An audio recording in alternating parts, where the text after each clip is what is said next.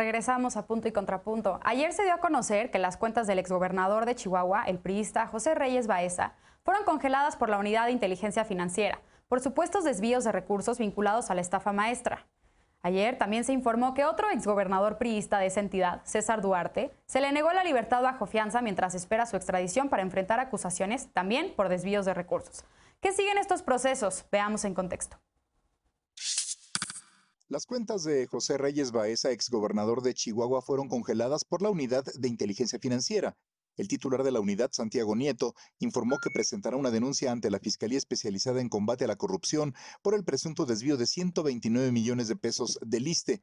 Reyes Baeza fue titular de la dependencia entre agosto de 2015 y enero de 2018. Según Nieto, estas y otras irregularidades estarían relacionadas con la llamada estafa maestra, un esquema de desvío de recursos mediante la asignación directa de contratos a universidades públicas que a su vez subcontrataban a empresas fantasma. Al respecto, Reyes Baeza dijo que no ha recibido notificación oficial de la UIF y que cuando la reciba iniciará su proceso de defensa. El priista Reyes Baeza gobernó Chihuahua de 2004 a 2010. Le sucedió en el poder el también priista César Duarte, preso en Estados Unidos en espera de extradición. Ayer, una jueza negó a Duarte libertad bajo fianza al considerar que hay riesgo de fuga. El exgobernador fue detenido en julio pasado por peculado agravado y delito electoral que habrían causado daños al erario de Chihuahua por al menos 1.230 millones de pesos. Además, realizó adjudicaciones directas de obras públicas, desvío de recursos a través de empresas fantasma y desvío de millones de pesos de la nómina estatal para apoyar las campañas del PRI. Punto y contrapunto. Bueno, último tema de la noche, sobre estos dos exgobernadores que están del PRI, que están siendo investigados por corrupción. Lecona, ¿qué opinión te merece estos casos? ¿Qué destacarías? Pues yo quiero recordar que, y este es un buen ejemplo también en torno a lo que hablábamos en el primer bloque, cómo tan la justicia no se consulta y tan sí se pueden llevar investigaciones que deriven efectivamente en el desmantelamiento y exhibición de estas redes de corrupción. En el caso de Javier Corral, desde la campaña dijo que iba a investigar lo que evidentemente estaba pasando, lo que ya había trascendido en prensa y lo que habían denunciado muchas organizaciones en Chihuahua, y pues ahí va el caso, ahí va la Operación Zafiro y tantas cosas que han derivado incluso hasta un vínculo ya con Carlos Salinas de Gortari, que tendrá que rendir, esperemos, cuentas en la justicia local en Chihuahua. Y lo que yo creo que ustedes recordarán que yo muchas veces en esta mesa he defendido el trabajo de Santiago Nieto cuando así lo amerita. Sí. Lo que sí es extraño es cuando empiezan a suceder este tipo de cosas. No podemos obviar el contexto en el que se congelan las cuentas de Reyes Baeza, porque yo no metería jamás las manos al fuego. Pero sí llama demasiado la atención que el momento fue después del conflicto en la presa en Chihuahua, después de lo que vimos en las últimas semanas, cuando el presidente y la Secretaría de Seguridad se encargaron de insultar a las personas que pues, se pudieron movilizar, diciéndoles que eran sujetos de una manipulación política por parte de exgobernadores. Y entonces, con esta rapidez, con esta inmediatez y violando aparentemente garantías de debido proceso a Reyes Baeza, se le congelan sus cuentas y pues es el doble rasero con el que actúa muchas veces la Cuarta Transformación. Digo, no es que hubiera estado bien tampoco, o sea, no tenemos que normalizar este tipo de acciones sin un fundamento o transparencia respectivas, pero ¿por qué no pasó esto cuando los escándalos de Pío López Obrador?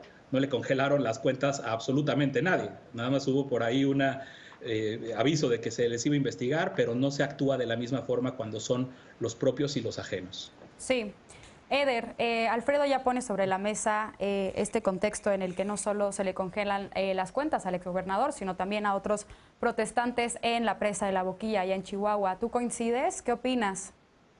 Sí, a ver, primero espero que no sea interrumpido con los gritos de la independencia. No mientas. Primero, que me parece muy significativo el hecho de que efectivamente varios exgobernadores que están desde hace un rato siendo investigados por corrupción. Todo el mundo sabemos la manera en que los virreyes en cada uno de los estados se las gastan para desviar recursos del pueblo. que estén involucrados en el tema de la presa.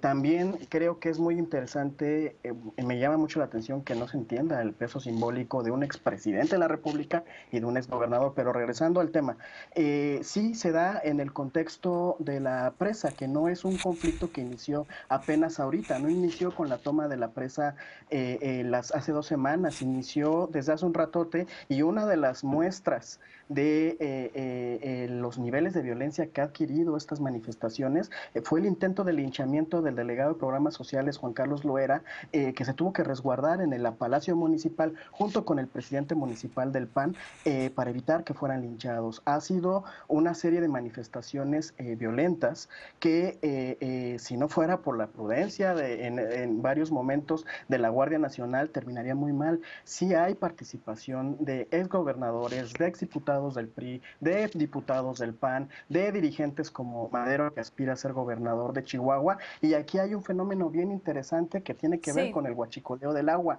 El delegado de programas sociales, representante de gobierno federal, ya ha dicho en varias ocasiones que el agua que los campesinos requieren para este 2020 ya se entregó a una asociación, porque así desde la institucionalización de la revolución así ha sido, se le entregó a una asociación que siempre tienen cooptados de manera clientelar a los y las campesinas, y entonces estos liderazgos caciquiles son los que están condicionando la entrega del agua a la gente para poder, a cambio de que se manifiesten, a cambio de que se movilicen. Y hemos visto ya las imágenes, videos y fotografías de gente, dirigentes del PRI, del PAN, que entregan palos, que entregan bombas molotov, que ponen sus camionetas para que se dé esta movilización. Entonces, por supuesto que hay un contexto muy complicado y tenemos que irlo desmenuzando con mucha claridad.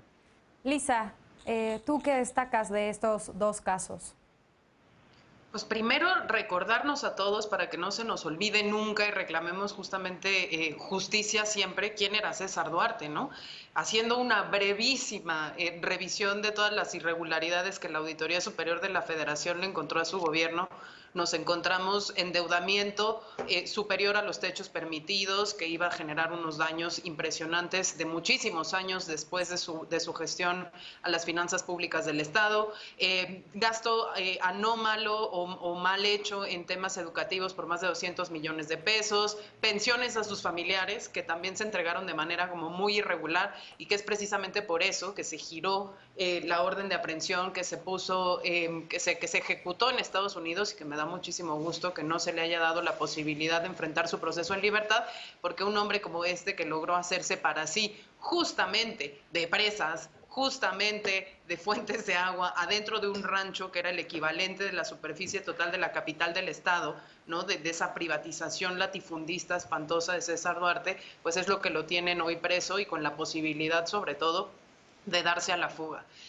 Sobre el Reyes Baeza, recordar que justamente me puse a hacer una investigación como para ver si durante su gobierno la Auditoría Superior de la Federación había hecho señalamientos. La verdad es que en una búsqueda así somera no sale nada. Lo único que sí sale es precisamente la declaración de un ex titular de la Auditoría Superior de la Federación, Juan Manuel Portal, que señala que él hizo del conocimiento de todas las autoridades ya en la administración de Peña Nieto del modus operandi de la estafa maestra, donde este personaje ya aparece como titular de Fobiste, no así como titular. Simple y sencillamente poner ahí.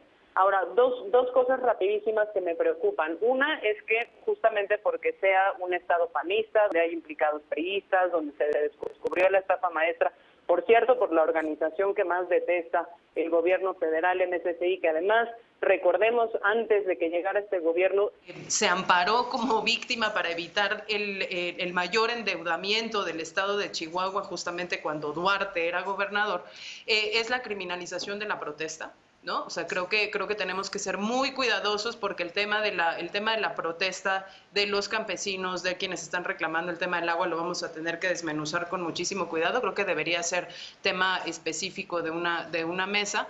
Y por el otro lado, justamente poner, pues sí, una lupa todavía muchísimo más grande al funcionamiento de la UIF, porque lo que preocupa es, por ejemplo, es el congelamiento de las cuentas del propio municipio de Delicias, que eso afecta muchísimas a todos los habitantes del del municipio, independientemente del conflicto que haya con el tema del agua o independientemente de las irregularidades que se puedan encontrar. Eso sí me parece que es completa y absolutamente peligroso y que debería impugnarse por la vía de una controversia constitucional con suspensión.